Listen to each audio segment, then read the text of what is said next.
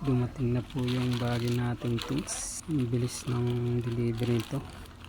Ako lang in-order. Na-receive ko na ngayon. Diba yung pagkaka-tip?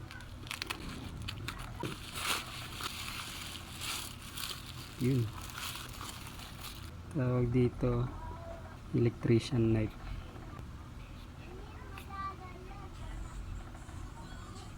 Tibay nito.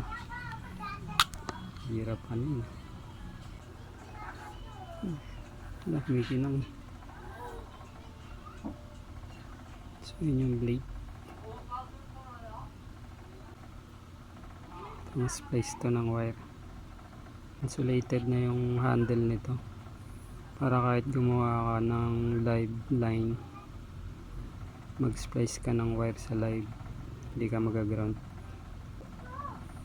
Okay na rin siya, mayroong cover para kung sakaling tatago mo, hindi ka masusugatan kung saan.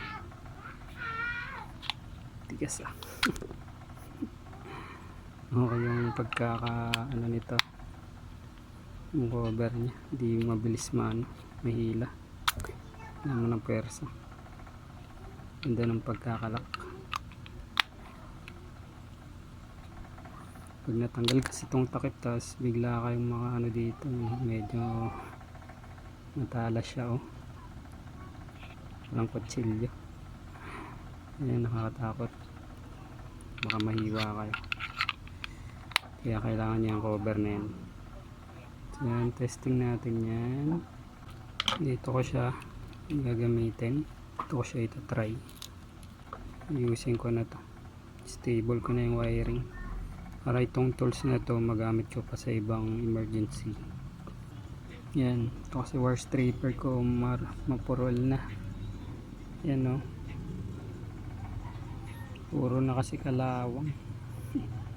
Yan. Minsan pag ginila hindi nahihiwa kaagad eh. So testing natin to. Panghiwa. Electronics ako. Pero kailangan ko pa rin ito. Meron pa rin kasi wiring sa electronics. Yan tulad niyan. Soldering iron, yung mga plug. Ito i-repair natin. Putulin ko to para ma-experience ko ito paano mag-iwa. Purol na. Ay, naku po.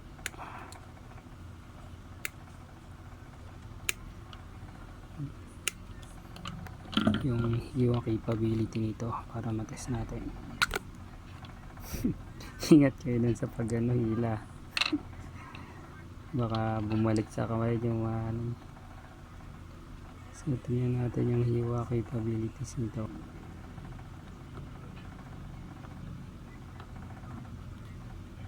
Okay din. Yan. Ito na ba?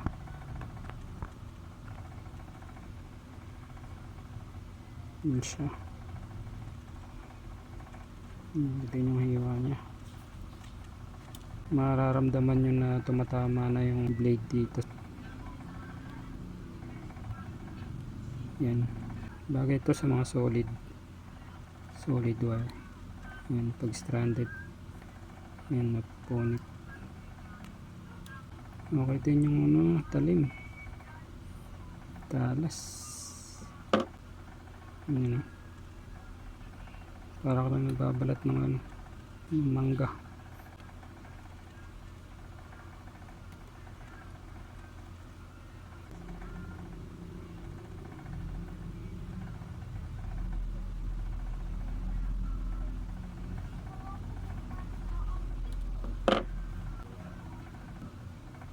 Yaman ko na to. Tulong to sa akin.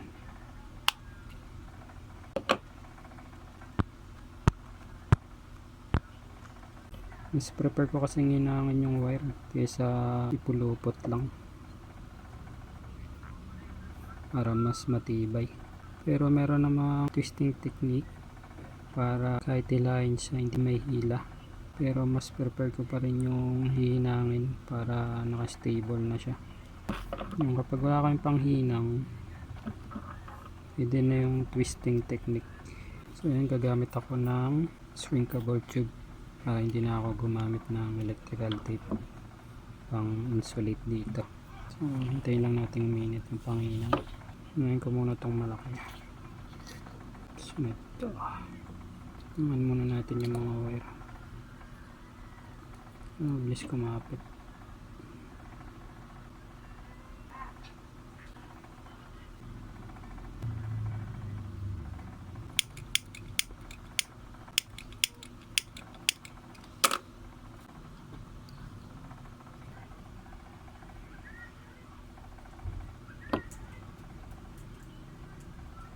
Oh man.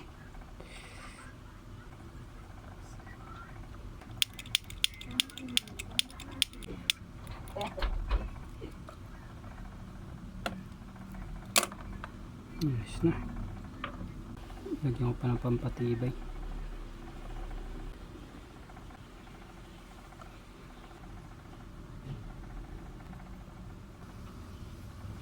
Yan. Para hindi mahila basta. Maliit ata itong nalagay ko. Suot ka, masuot ka, masuot ka. Yun, suot.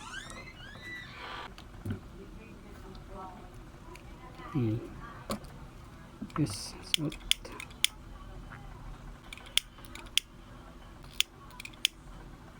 Lighter lang gamit ko.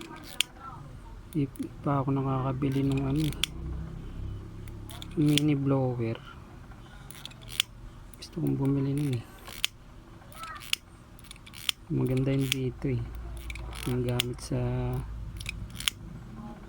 shrinkable tube. Para hindi na yan lighter. Na, ganda na. Lamigin lang natin yan. Na, testing natin.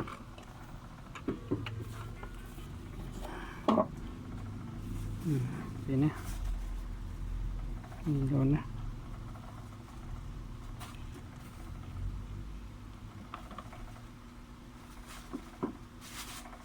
Init na rin. Yes na yan.